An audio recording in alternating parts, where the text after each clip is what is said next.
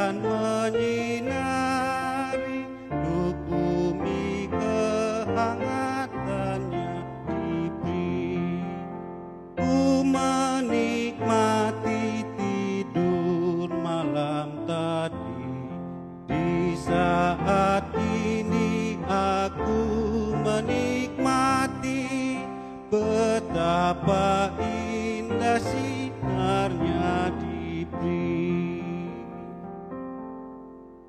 Saita itiho mahasangapo ni debatata dalarohata saita peleho tuhatai ima peleana totong kumenga ete dodo sonda upah lomoni rohani kuhatai.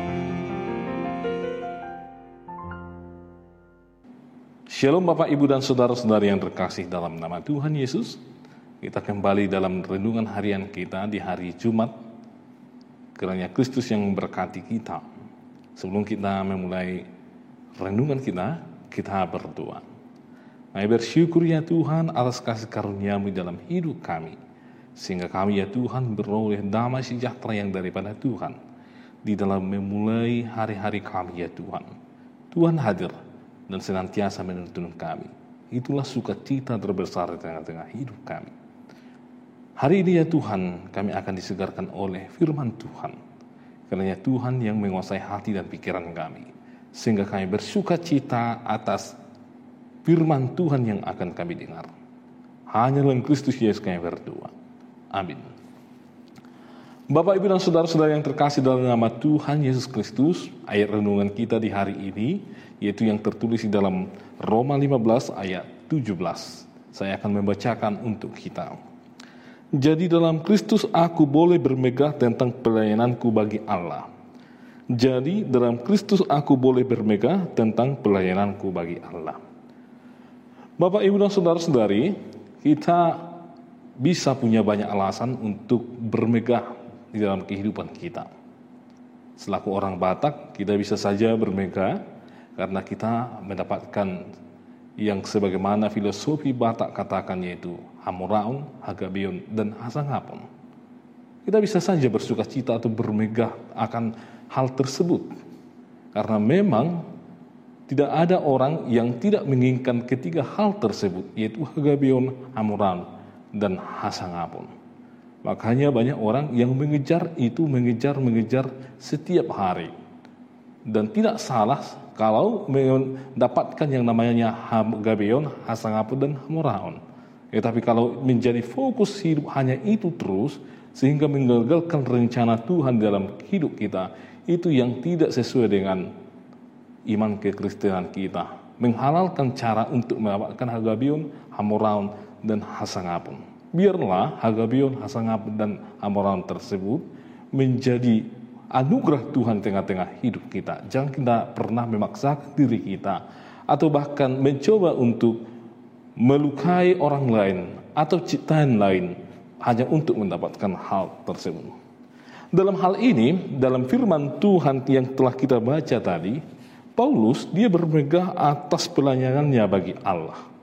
Itulah yang menjadi alasan dia bermegah diri, berbangga diri, ketika dia bisa melayani Kristus di tengah-tengah hidupnya. Kita sudah pasti tahu bahwa Paulus dia adalah seorang yang setia kepada tugas panggilannya. Awalnya dia adalah seorang yang sangat fundamentalis terhadap agamanya yang dahulu, yaitu dia seorang Farisi yang sangat keras sekali untuk menekankan ajaran-ajaran dari keyahudian yang dia pahami pada waktu itu. Sehingga dia tidak segan-segan untuk melukai orang lain atau menganggap orang lain sebagai lawan dari dia yang berbeda pendapat dengan dia.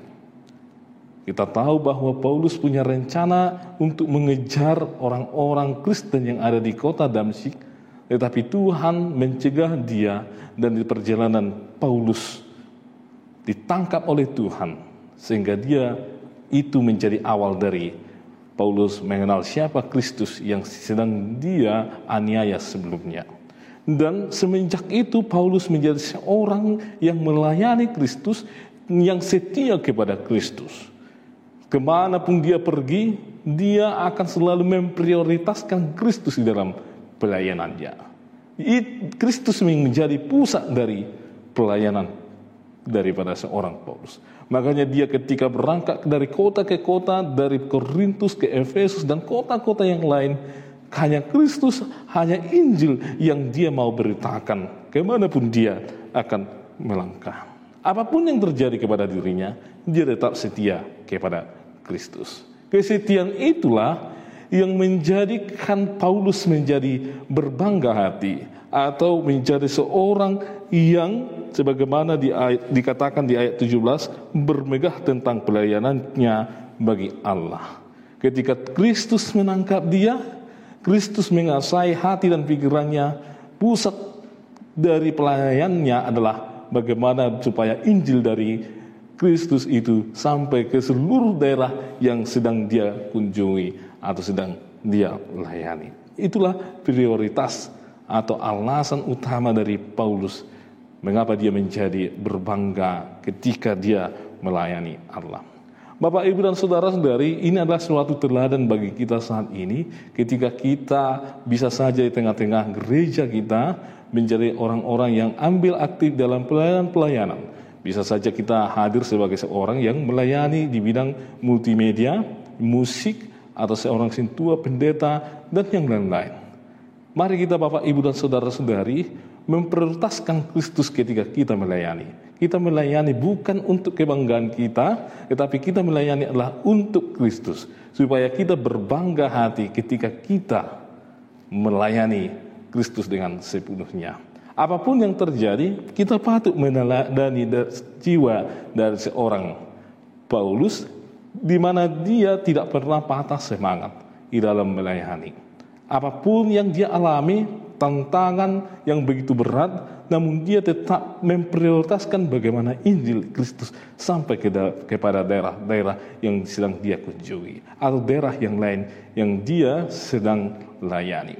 Kita juga diajak untuk seperti itu. Mari kita memprioritaskan Kristus dalam pelayanan kita. Apapun yang terjadi, biarlah pelayanan kita persembahkan hanya Kristus. Mari kita berbangga hati ketika kita melayani Kristus. Tetapi janganlah kita berbangga hati kalau kita melayani Kristus tetapi pelayanan itu bukan untuk Kristus, tetapi hanya untuk diri kita sendiri, supaya dilihat orang semakin hebat. Bukan seperti itu, Bapak, Ibu, dan saudara-saudari. Seluruh hidup kita ini mari kita persembahkan untuk melayani Tuhan Yesus Kristus, Juru Selamat kita. Amin. Kami bersyukur ya Tuhan, Engkau yang senantiasa memberkati hidup kami, sehingga kami ya Tuhan beroleh kesehatan dan sukacita di tengah-tengah kehidupan kami. Tuhan telah menganugerahkan kepada kami berbagai karunia. Ada karunia yang melayani, karunia untuk bernubuat, dan sangat banyak karunia ya Tuhan. Kiranya seluruh karunia itu ya Tuhan menjadi kemuliaan bagi Tuhan ketika kami melayani Kristus di tengah-tengah kehidupan kami, di tengah-tengah gerejamu, di tengah-tengah keluarga kami ya Tuhan. Supaya nama Tuhan semakin dimuliakan. Dan kami berpatut berbangga hati ketika kami melayani Kristus. Karena Kristus yang telah mengajak kami untuk melayani Kristus. Ya Tuhan Allah, kiranya Tuhanlah yang memberkati umat-Mu dalam kehidupan mereka masing-masing, memberikan kesehatan, kekuatan, dan sukacita di tengah-tengah kehidupan mereka. Hanya dalam Kristus Yesus kami berdoa. Amin. Anugerah dari Tuhan Yesus Kristus, kasih setia dari Allah Bapa, dan persekutuan dari Roh Kudus menyertai kami sekalian. Amin.